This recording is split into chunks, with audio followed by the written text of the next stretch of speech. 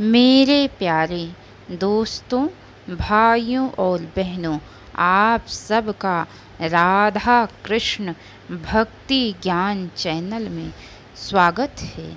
आज मैं आप सबको शिव महापुराण की कथा सुनाने जा रही हूँ, जिनकी कथा बड़ी अच्छी और बड़ी रोचक है, जिसको सुनने से भगवान भोलेनाथ बड़े ही प्रसन्न होते हैं।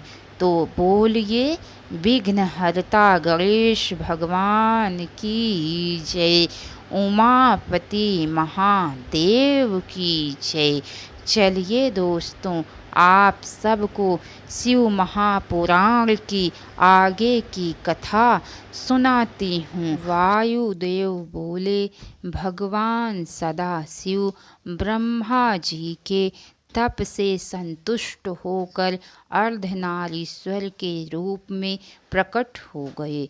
तब ब्रह्मा जी हाथ जोड़कर दंडवत प्रणाम करके वेदार्थ से युक्त सूक्ष्म अर्थों से परिपूर्ण सूक्तों से भगवान अर्धनारीश्वर की स्तुति करने लगे।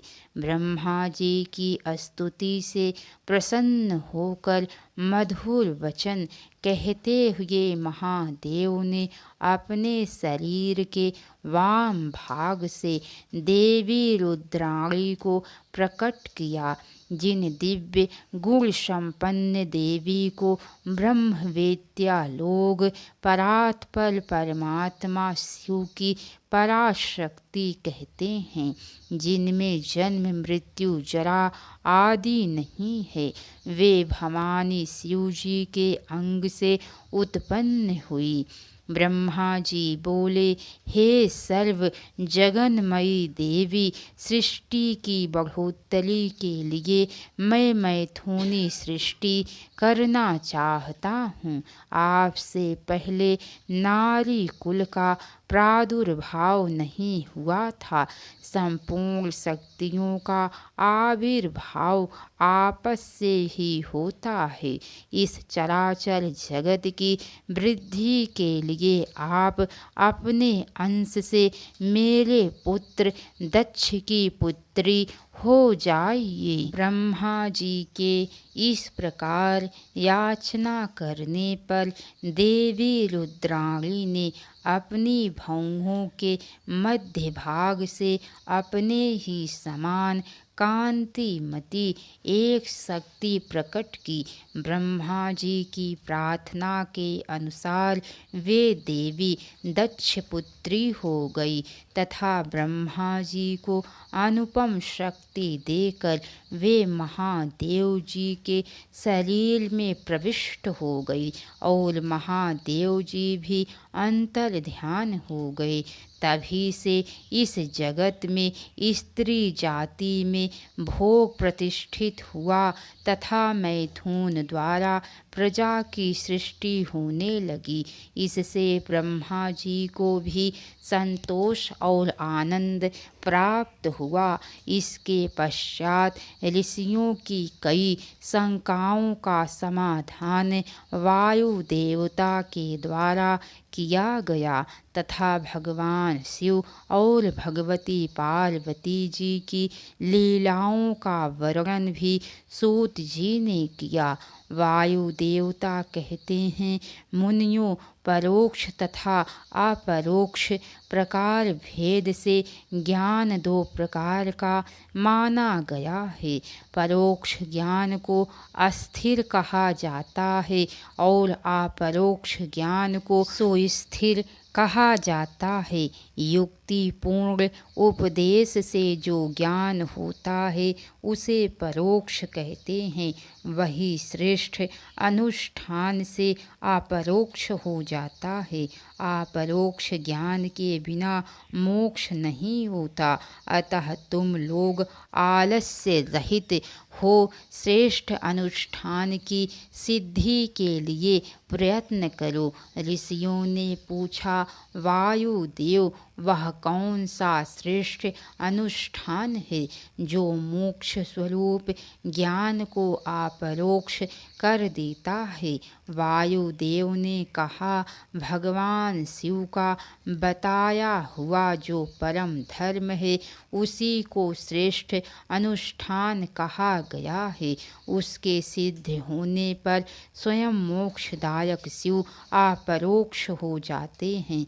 उपमन्यु पर भगवान शंकर की कृपा धौम्य के बड़े भाई उपमन्यु के द्वारा बाल्यावस्था में दूध की प्राप्ति के लिए माता की आज्ञा से तपस्या करने पर भगवान शिव ने किस प्रकार उपमन्यु पर कृपा की और उन्हें वर प्रदान किया, इस प्रकार ऋषियों द्वारा जिज्ञासा करने पर वायुदेव ने विस्तार पूर्वक इसका वर्णन करते हुए कहा कि भगवान विष्णु के अनुरोध करने पर शिव जी पहले इंद्र का रूप धारण कर उपमन्यु के पास गए, परंतु उपमन्यु द्वारा इंद्र से कुछ प्राप्त करना स्वीकार नहीं करने पर सदाशिव भगवान शंकर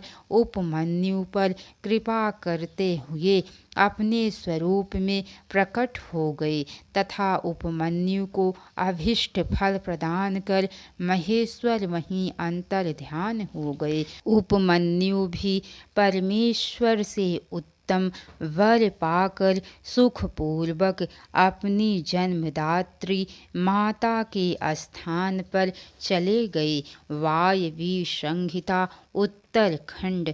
उपमन्यु द्वारा श्री कृष्ण को पाशुपत ज्ञान का उपदेश वायुदेव के पधारने पर ऋषियों ने उनसे कहा, भगवान श्री कृष्ण किस समय धौम्य के बड़े भाई उपमन्यु से मिले और उनकी प्रेरणा से पाशुपत व्रत का अनुष्ठान करके उन्होंने परम ज्ञान प्राप्त कर लिया था। आप यहाँ बताइए कि भगवान कृष्ण ने परम उत्तम पाशुपत ज्ञान किस प्रकार प्राप्त किया।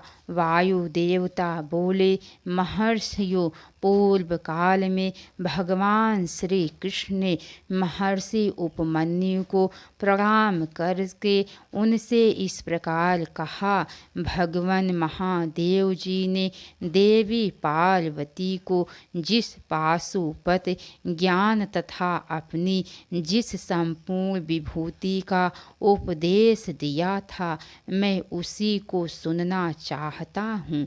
महादेव जी पाशुपति कैसे हुए, पाशु कौन कहलाते हैं।